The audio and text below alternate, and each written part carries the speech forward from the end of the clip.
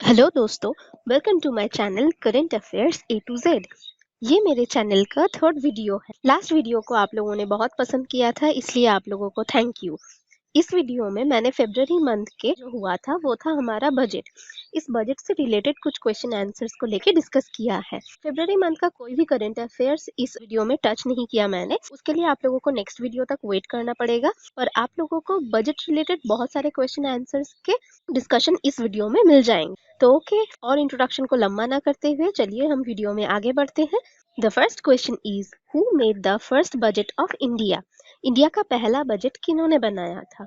इसका आंसर है finance minister R K Shanmukham Chetty presented the first budget of independent India in 1947 to 48। 1947 से 48 तक जो स्वतंत्र भारत था उसका पहला finance minister R K Shanmukham Chetty ने पहला बजट अनाउंस किया था।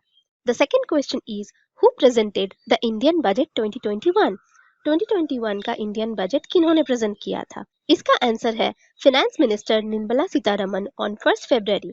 1 फरवरी को फिनेंस मिनिस्टर निर्मला सीतारमन ने किया था। इसके साथ नोट्स कुछ इस तरह से हैं।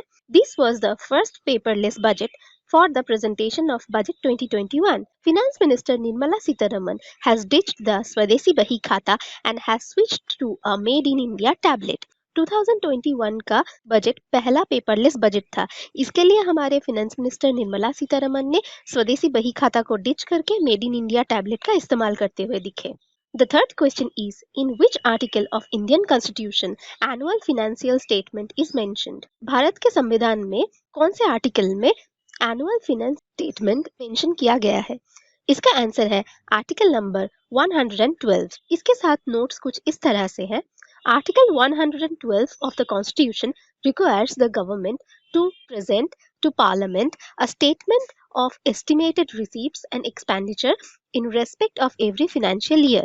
हर फाइनेंशियल ईयर में भारत के पार्लियामेंट में हमारे गवर्नमेंट को जो एस्टिमेटेड खर्च होता है उसका स्टेटमेंट, रिसीप्ट्स और एक्सपेंडिचर पेश करना पड़ता है आर्टिकल 112 के तहत। And budget is not mentioned in Indian constitution. Budget शब्द का मेंशन इंडियन कॉन्स्टिट्यूशन में या फिर भारत के संविधान में कहीं पे किया नहीं गया है। It is called as annual financial statement and now which is called as budget. इसको एनुअल फाइनेंशियल स्टेटमेंट कहा जाता है जिसे हम लोग अब बजट के नाम से जानते हैं। The fourth question is who has presented maximum number of budgets? किन्होंने maximum number of budget present किया है?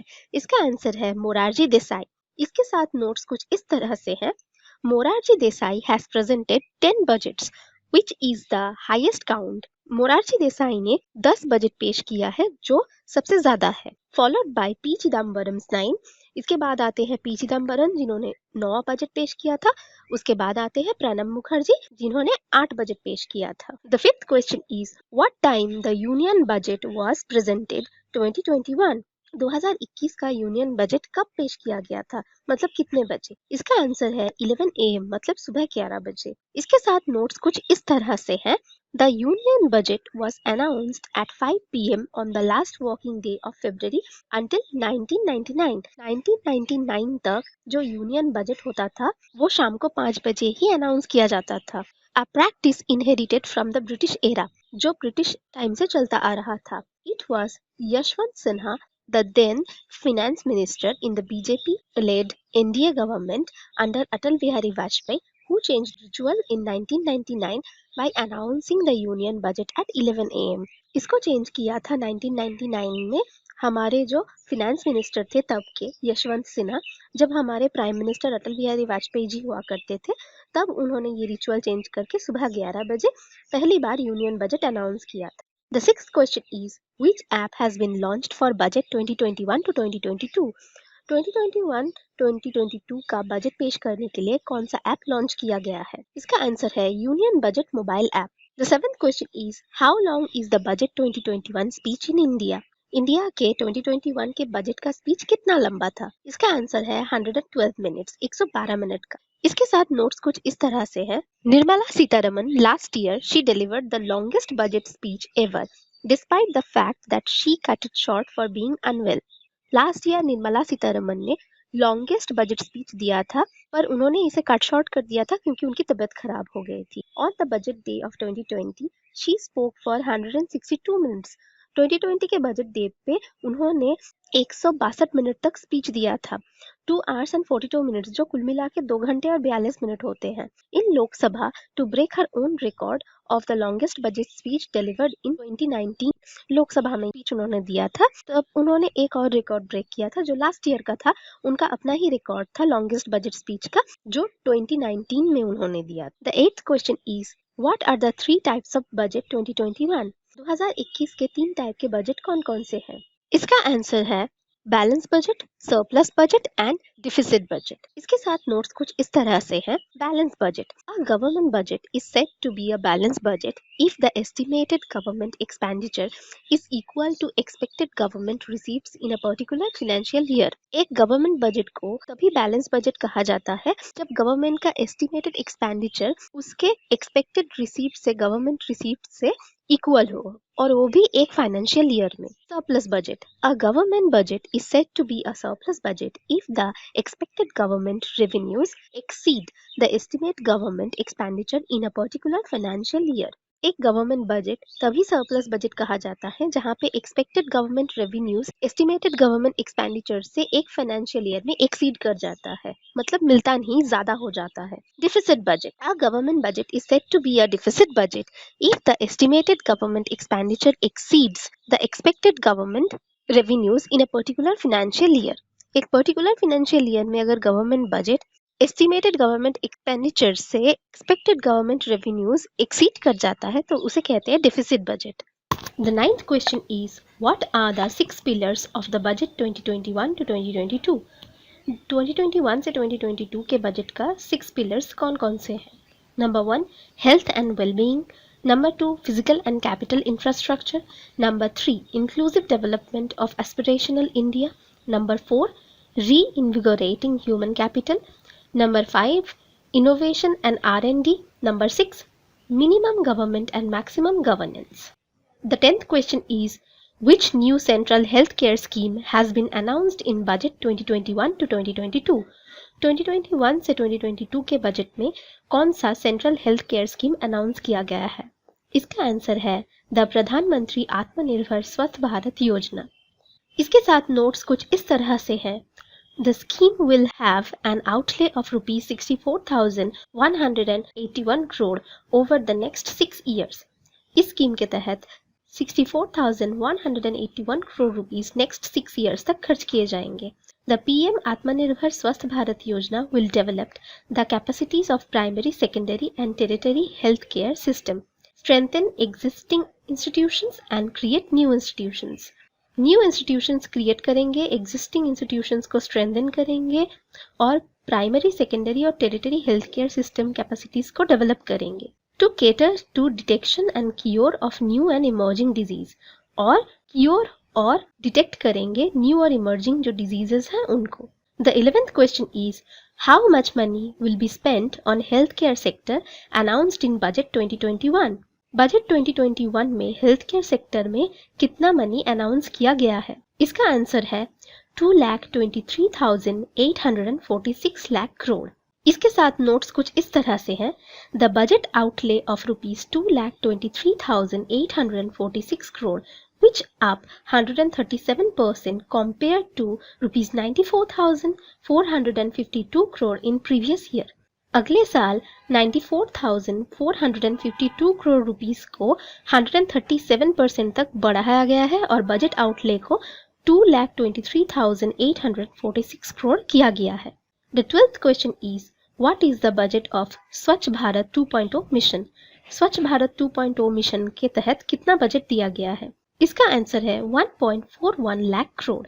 इसके साथ नोट्स कुछ इस तरह से है।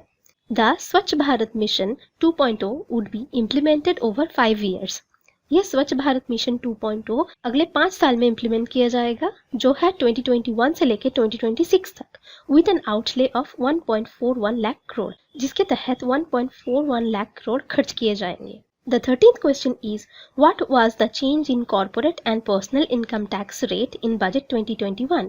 बजट 2021 में कॉर्पोरेट और पर्सनल इनकम टैक्स रेट में क्या बदलाव किया गया है? इसका आंसर है नो चेंजेस। इसके साथ नोट्स कुछ इस तरह से है, Belying huge expectations, Budget 2021 has not provided any income tax relief to taxpayers.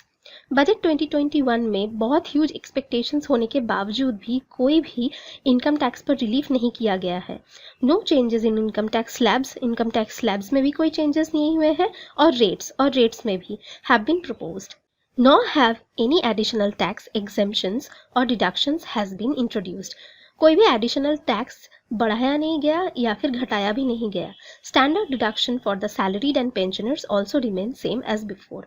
Salaried और पेंशनर लोग जो है उनके लिए जो स्टैंडर्ड डिडक्शन ऑफ टैक्स था वो भी सेम है। The 14th question is from where India get income. India को अपना इनकम कहाँ से मिलता है? इसका आंसर है India get income from loan 36%, मतलब लोन के तहत 36%, जीएसटी 15%, मतलब जीएसटी के तहत 15%, ITR 14% and from corporate 13%। ITR के तहत 14% और कॉर्पोरेट सेक्टर से 13%। The 15th question is what is FDI limit in insurance sector of budget 2021।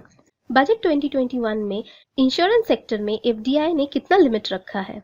49 to 74% insurance. इसके साथ नोट्स कुछ इस तरह से हैं, to attract more overseas capital inflows, मतलब विदेशी विनियोग को बढ़ाने के लिए या फिर अट्रैक्ट करने के लिए finance minister Nirmala Sitharaman on increased the foreign direct investment limit. उन्होंने फॉरेन डायरेक्ट इन्वेस्टमेंट लिमिट बढ़ाया है in the insurance sector from existing 49 to 74%, मतलब जो 49% एग्जिस्टिंग था उसको लेकर ही उन्होंने 74% तक वो बढ़ाया है। The 16th question is how much national infrastructure pipeline expanded? National infrastructure pipeline कहाँ तक एक्सपेंड किया गया है? 7,400 प्रोजेक्ट। इसके साथ नोट्स कुछ इस तरह से हैं, FM मतलब finance minister announced projects worth ₹1.1 lakh crore have been completed under the national infra pipeline. Finance minister ने ये कहा है कि नेशनल इंफ्रा पाइपलाइन के अंडर 1.1 लाख करोड़ कंप्लीट किया गया है जो प्रोजेक्ट्स पर दिया गया था। Union finance minister Nirmala Sitharaman ने मंडे को कहा था कि national infrastructure pipeline has been expanded to 7,400 project. National infrastructure pipeline को 7,400 प्रोजेक्ट्स तक एक्सपेंड किया जाएगा। The 17th question is how much percentage has been increased in capital expenditure in budget 2021। Budget 2021 में कैपिटल एक्सपेंडिचर को कितना percent बढ़ाया गया है?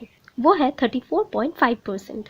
इसके साथ नोट्स कुछ इस तरह से हैं, For 2021 to 2022, the finance minister has proposed a sharp increase in capital expenditure. 2021 से 2022 तक का जो बजट है उसमें फाइनेंस मिनिस्टर ने कैपिटल एक्सपेंडिचर पे एक शार्प इंक्रीज अनाउंस किया है या फिर प्रपोज किया है and has provided ₹5.54 lakh crore which is 34.5% more than the budget estimate। जो बजट एस्टिमेट है उससे 5.5 लाख करोड़ उन्होंने मतलब 34.5% ज़्यादा उन्होंने प्रोवाइड किया है of ₹4.1 lakh crore in 2020 to 2021। 2020 से 2021 के बजट में जो 4.12 लाख करोड़ था बजट एस्टिमेट उनको उन्होंने 34.5% तक बढ़ाया है। The 18th question is how many mega textile park will be established in 3 years? अगले 3 सालों में कितना मेगा टेक्सटाइल पार्क एस्टैब्लिश किया जाएगा? उसका आंसर है 7 मेगा टेक्सटाइल पार्क्स। इसके साथ नोट्स कुछ इस तरह से है, the parks will be set up over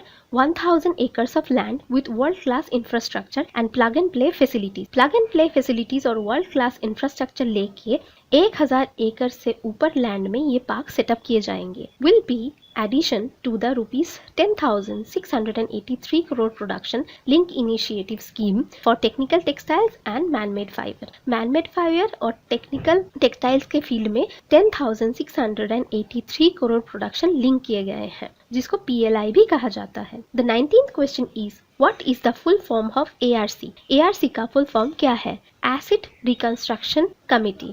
इसके साथ नोट्स कुछ इस तरह से हैं, finance minister Nirmala Sitharaman said in her budget speech an ARC would be set up to help banks deal with bad loans।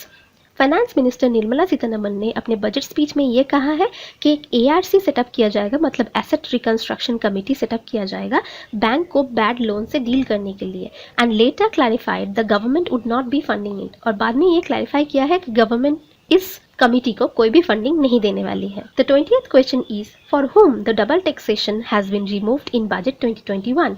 Budget 2021 में किन लोगों के ऊपर से डबल टैक्सेशन रिमूव किया गया है? इसका आंसर है एनआरआईज। इसके साथ नोट्स कुछ इस तरह से हैं। Finance minister Nirmala Sitharaman has proposed the removal of double taxation for non residential Indians. मतलब फाइनेंस मिनिस्टर निर्मला सीतारमन ने ये प्रपोज किया है या फिर ये कहा है कि फॉरेनर्स मतलब जो नॉन रेसिडेंट इंडियंस है एनआरआईज, उनके ऊपर से डबल टैक्सेशन हटाया जाएगा on income accrued through foreign retirement benefits account, foreign retirement benefits account के through. The 21st question is during the budget session whose poem did AFM quoted? मतलब finance minister ने budget session चलते हुए किन का poem coat किया है? इसका आंसर है रविंद्रनाथ टैगोर। इसके साथ नोट्स कुछ इस तरह से हैं। टूवर्ड्स द बिगिनिंग, शुरुआत में Sitharaman read out a couplet of Rabindranath Tagore's Faith is the bird that feels the light and sings when the dawn is still dark। उन्होंने टैगोर का ये जो पोएम है faith is the bird that feels the light and sings when the dawn is still dark, ये couplet उन्होंने copy किया था। The 22nd question is how many times Nirmala Sitharaman presented budget. Nirmala Sitharaman ने कितना टाइम बजट प्रेजेंट किया है? इसका आंसर है on 1 February 2021 it was a third budget. 1 फरवरी 2021 को उन्होंने अपना थर्ड बजट पेश किया। The 23rd question is who is the first female finance minister of India. India की पहली महिला फिनेंस मिनिस्टर कौन थी? इसका आंसर है इंदिरा गांधी। इसके साथ नोट्स कुछ इस तरह से हैं। Former prime minister of India Indira Gandhi was also the first woman finance minister of India. India की former prime minister Indira Gandhi India की फर्स्ट फीमेल फिनेंस मिनिस्टर भी हुआ करती थी। Nirmala Sitharaman only second woman to present union budget, और निर्मला सीतारमन है सेकेंड फिनेंस मिनिस्टर जो union budget पेश कर रही है। The 24th question is what is the full form of DFI? DFI का full form क्या है? Development Finance Institution। इसके साथ नोट्स कुछ इस तरह से हैं। Finance Minister Nirmala Sitharaman on Monday said the government will set up a 20,000 crore development finance institution with the view to mobilize rupees 111 lakh crore required for funding of the ambitious national insurance pipeline। Finance minister Nirmala Sitharaman Monday को ये बोली थी कि government एक 20,000 crore development finance institution setup करेंगी जिसका view होगा rupees 111 lakh crore जो कि रिक्वायर्ड था उस फंडिंग को मोबिलाइज करेंगी एक एम्बिशियस नेशनल इंश्योरेंस पाइपलाइन के तहत। The 25th question is how much money has been allotted in budget of 2021 for COVID-19 vaccine? Budget 2021 में COVID-19 के वैक्सीन के लिए कितना पैसा अलॉट किया गया है? इसका आंसर है 35,000 crore for COVID-19 vaccine. The 26th question is what is the full form of IPO? IPO का फुल फॉर्म क्या है? Initial public offer. इसके साथ नोट्स कुछ इस तरह से हैं। Finance minister Nirmala Sitharaman in her budget speech announced that the initial public offer of life insurance corporation of India will be out in finance year 2022।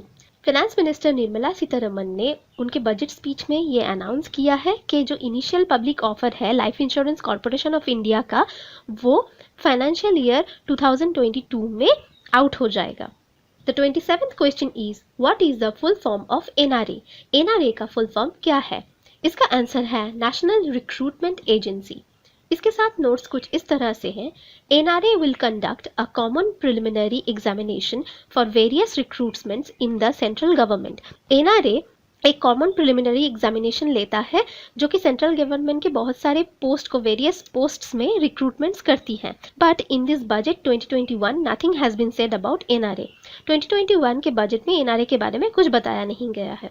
The 28th question is in budget 2021 how many सैनिक school will be set up? Budget 2021 में कितने सैनिक school setup करने की बात की गई है? इसका आंसर है 100 सैनिक स्कूल। इसके साथ नोट्स कुछ इस तरह से हैं। Finance minister has announced that 100 new Sainik schools will be set up in partnership with NGOs, private schools and states. NGO, private school और स्टेट के साथ पार्टनरशिप में आकर 100 न्यू सैनिक स्कूल सेटअप किए जाएंगे जो कि फाइनेंस मिनिस्टर ने अनाउंस किया था। The 29th question is where is the central university will be set up according to budget 2021? Budget 2021 के तहत कहाँ पे सेंट्रल यूनिवर्सिटी सेटअप किया जाएगा? इसका आंसर है लद्दाख। इसके साथ नोट्स कुछ इस तरह से हैं। For accessible higher education in Ladakh, union finance minister Nirmala Sitharaman proposed to set up a central university in Leh while presenting union budget 2021 to 2022। 2021 और 2022 की यूनियन बजट को प्रेजेंट करते हुए हमारे फिनेंस मिनिस्टर निर्मला सीतारमन ने ये अनाउंस किया था कि हायर एजुकेशन को और भी ज़्यादा एक्सेसिबल बनाने के लिए लद्दाख के लेह में एक सेंट्रल यूनिवर्सिटी बनाई जाएगी। The 30th question is what is the full form of MSME? MSME का फुल फॉर्म क्या है? Ministry of micro small and medium enterprises. इसके साथ नोट्स कुछ इस तरह से हैं। The union budget 2021 to 2022 has earmarked an allocation of rupees 15,700 crore for the Ministry of Micro, Small and Medium Enterprises। 2021 से 2022 के बजट में ministry of micro small and medium enterprises को 15,700 करोड़ रुपीस का एक इनमार्क एलोकेशन दिया गया है। तो दोस्तों आज का वीडियो कुछ इस तरह से था, जो कि बजट रिलेटेड था और बजट रिलेटेड 30 क्वेश्चन आंसर्स पर हम लोगों ने डिस्कस किया। उम्मीद करती हूँ कि आप लोगों को वीडियो अच्छा लगा है। मेरे लास्ट 2 वीडियोस को आप लोगों ने बहुत प्यार दिया, बहुत सारे व्यूज़ दिए, इसके लिए मैं बहुत खुश हूँ और आप लोगों को मतलब तहे दिल से बहुत थैंक यू करती हूँ। मैं चाहती हूँ कि ये वीडियो भी आप लोगों को बहुत अच्छा लगे। वीडियो को आप लोग आखिर तक देखें, ये मेरे लिए बहुत बड़ी बात है। तो चलिए आज का वीडियो एंड करते हैं और वीडियो आपको अच्छा लगा हो तो वीडियो को ज़रूर लाइक कर देना, मेरे चैनल को सब्सक्राइब कर देना। आप लोगों को अगर कोई भी क्वेश्चन आंसर्स हो तो प्लीज़ नीचे कमेंट सेक्शन में लिखना और मेरे वीडियो को ज़रूर बहुत बहुत बहुत ज़्यादा शेयर करना अपने दोस्तों से, ताकि सब लोग ये क्वेश्चन आंसर्स देख पाए और उनकी भी मदद हो जाए। ओके बाय दोस्तों।